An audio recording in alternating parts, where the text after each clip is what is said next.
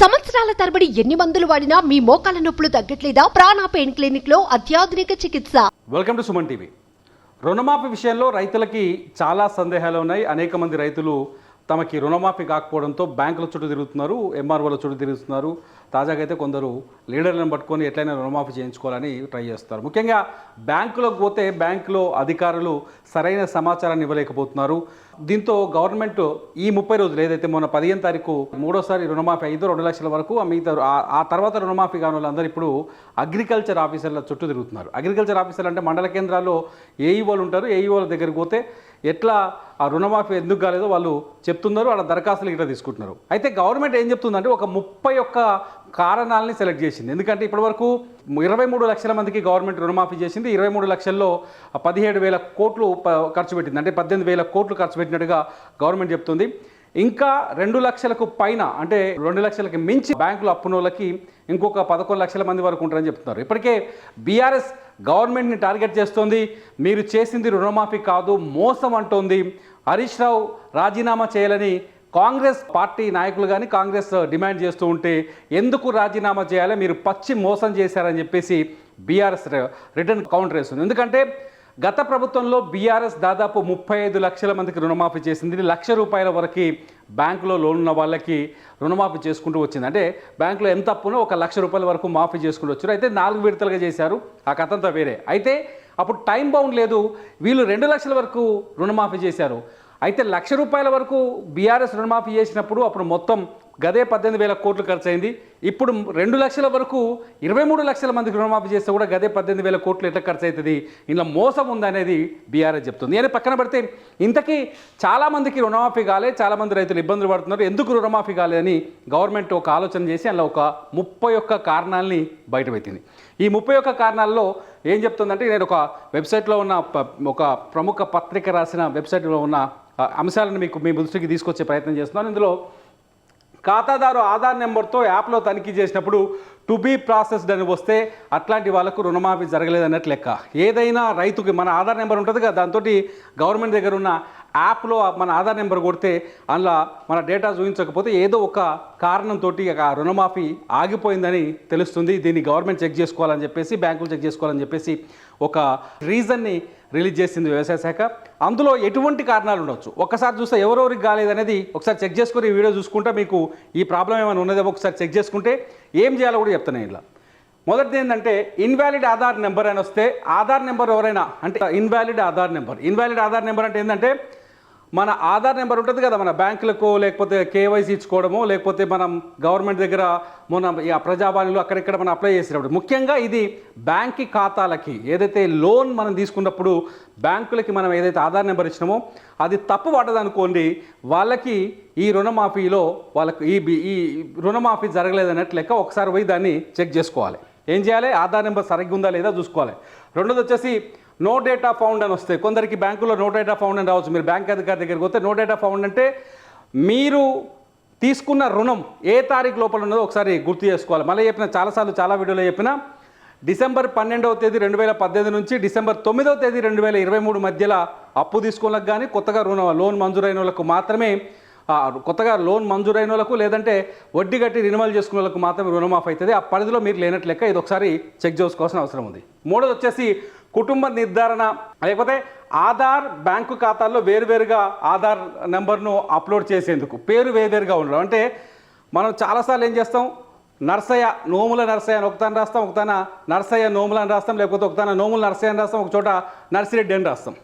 ఎందుకంటే ఇంటి పేర్లు చెప్పుకోవడానికి ఒక బ్యాంక్ ఖాతాలో ఒక పేరు చెప్తాం, ఆధార్ కార్డులో ఒక పేరు ఉంటుంది, కన్ఫ్యూజన్ ఉంటుంది. ఇట్లాంటి పేర్లు అలాగలాగా వేరువేరుగా ఉన్న వాళ్ళకు కూడా రుణమాఫీ జరిగే అవకాశం లేదు. వాళ్ళు కూడా ఒకసారి చెక్ చేసుకోవాలి. మూడోది వచ్చేసి కుటుంబ నిర్ధారణ, ఫ్యామిలీ గ్రూపింగ్ ఆధారంగా బ్యాంకులు చేయాలి. ఒకవేళ చాలా స్పష్టంగా గవర్నమెంట్ చెప్పింది, రేషన్ కార్డుని ఒక యూనిట్ కింద తీసుకున్నారు, మనిషిని ఒక రైతును ఒక యూనిట్ కింద తీసుకోలేదు.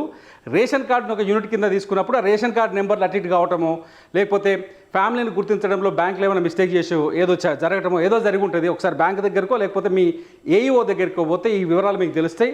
అట్లాంటి జరిగినప్పుడు కూడా వాళ్ళకి రుణమాఫీ జరగలేదు. ఇకపోతే పట్టాదార్ పాస్ పుస్తకం లేదని భార్య భర్త పేరిట మరో ఖాతా ఉందని తెలపాలి అని చెప్తుంది. అంటే ఎవరైనా అంటే పాస్ పుస్తకం మీద భార్య పాస్ పుస్తకమో భర్త పాస్ పుస్తకమో ఏదో చిన్న తేడా ఉండొచ్చు, ఒకసారి అది మీరు చెక్ చేసుకోగలిగితే రుణమాఫీ రానోళ్ళు వచ్చిన వాళ్ళకు లొల్లేం లేదు. ఇది రుణమాఫీ రానోళ్ళు భార్యదా భర్తదా పాస్ పుస్తకాలలో ఏమైనా తేడా ఉందా, నెంబర్లు తేడా ఉన్నాయా, బ్యాంకులో తప్పుపడ్డాయా, ఇవన్నీ చెక్ చేసుకుంటే మంచిగా ఉంటుంది. లేకపోతే వాళ్ళకు కూడా రుణమాఫీ జరగలేదని గవర్నమెంట్ తాత్కాలికంగా గుర్తించింది. ఒకసారి చెక్ చేసుకోండి మీది.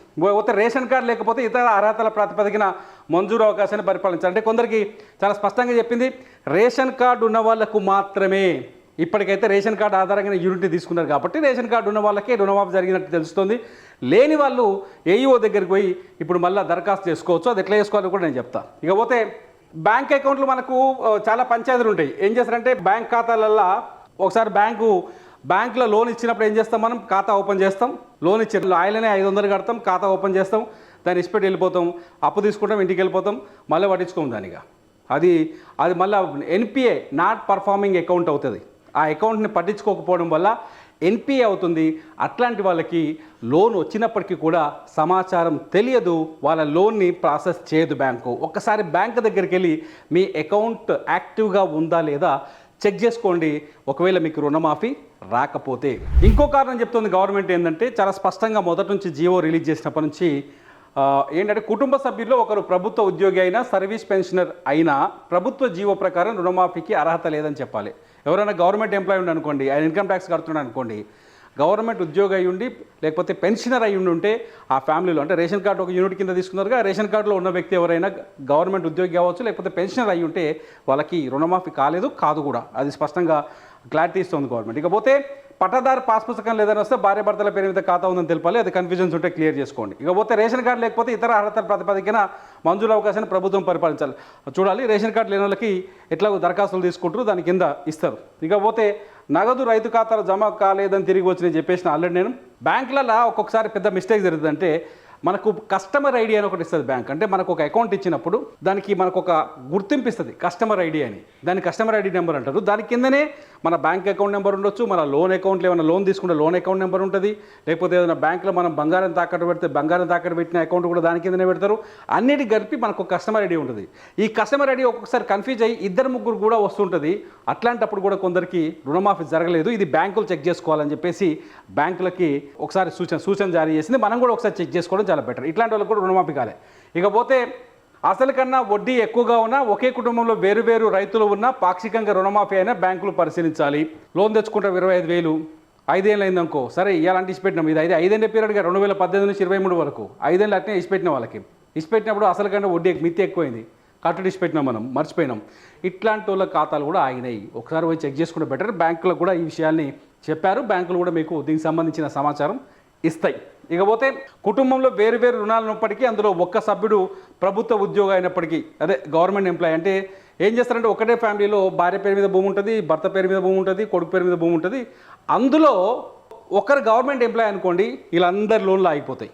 ఇది కూడా ఒకసారి మీరు చెక్ చేసుకోండి, వాళ్ళకు కూడా రుణమాఫీ జరగలేదు. ఇకపోతే ఒక రైతుకు ఒకటికి మించి రుణ ఖాతాలున్న ఖాతాతో ఆధార్ లింక్ అయి లేకున్నా ఇలాంటి సమస్యలు బ్యాంకులు పరిష్కరించాలి. నాకు నా పేరు మీద 1 లేదా 2 అకౌంట్లు ఉన్నాయనుకోండి ఒకటే బ్యాంకులో, అట్లాంటప్పుడు లేకపోతే నా మీద వేరే లోన్లు కూడా ఉండొచ్చు. ఒక గోల్డ్ లోన్ ఉండొచ్చు, లేకపోతే రకరకాల, లేకపోతే ఇంటికి లోన్ తీసుకొని ఉండొచ్చు. ఒకటి మనకి వీళ్ళు ఇస్తానేది కేవలం పంటకు తీసుకున్న రుణానికే కదా, మళ్ళీ అవి కూడా ఉండొచ్చు. దీంతో కన్ఫ్యూజన్ ఏర్పడి కూడా కొందరికి రుణమాఫీ జరగలేదని చెప్పేసి గవర్నమెంట్ గుర్తించింది. వీళ్ళకు కూడా రుణమాఫీ జరగకపోవడానికి ఇది ఒక రీజన్ కావచ్చు. ఏదేమైనా మీ బ్యాంకుకి వెళ్ళి మీ బ్యాంకు ఖాతా వివరాలని స్పష్టంగా తెలుసుకోండి. మొదటి నుంచి చెప్తున్నాం, ఏ తేదీలో మీరు రుణం తీసుకున్నారో తెలుసుకోండి, మీరు ఏ తేదీలో రెన్యువల్ చేసుకున్నారో తెలుసుకోండి. అట్లాగే మీ బ్యాంకు ఖాతాలో ఆధార్ నెంబర్లు సరిగ్గా ఉన్నాయా లేదా, పేర్లు సరిగ్గా ఉన్నాయా లేదా, మీ రేషన్ కార్డులో ఎవరైనా గవర్నమెంట్ ఎంప్లాయీ ఉన్నాడా లేదా, ఈ వివరాలన్నీ తీసుకొని అన్నీ కరెక్ట్గా ఉంటే మీ మండల కేంద్రంలో ఉన్న ఏఈఓ దగ్గరికి వెళ్తే మీరు మీ అన్ని డీటెయిల్స్ని అందులో చూపిస్తే, అందులో దరఖాస్తు పత్రంలో రాసి ఇస్తే ఖచ్చితంగా మీకు రుణమాఫీ అవుతుందని గవర్నమెంట్ చెప్తోంది. మొత్తంగా రుణమాఫీ పైన మాత్రం దుమారం చెలరేగుతుంది అధికార ప్రతిపక్షాల మధ్య. ఈ నేపథ్యంలో ప్రభుత్వం రకరకాల వివరణలు ఇచ్చేందుకు ప్రయత్నం చేస్తుంది. అందులో భాగంగానే ఇవాళ 31 రూల్స్ని, 31 మిస్టేక్స్ని, 31 సాంకేతిక లోపాలని గుర్తించింది. ఆ 31 సాంకేతిక లోపాలపైన ఇప్పుడు నేను ఇచ్చిన వీడియోలో మీకు కొంత స్పష్టత వచ్చిందని అనుకుంటున్నాను. ఈ సాంకేతిక లోపాలు ఏమైనా ఉంటే ఈసారి మీరు వెళ్ళి చెక్ చేసుకొని మళ్ళీ ఏఈఓల దగ్గరికి వెళ్ళి దరఖాస్తు చేసుకోవచ్చు. ఇంతకీ ఎలా దరఖాస్తు చేసుకోవాలి, దరఖాస్తు ఫార్ములా ఏముంది, నెక్స్ట్ వీడియోలో వస్తుంది. చూస్తూనే ఉండండి సుమన్ టీవీ. మీ బిజినెస్ ఏదైనా మీ ఊర్లో ప్రమోషన్ చేయాలంటే అది సుమన్ టీవీతోనే సాధ్యం. ఇప్పుడే సంప్రదించండి.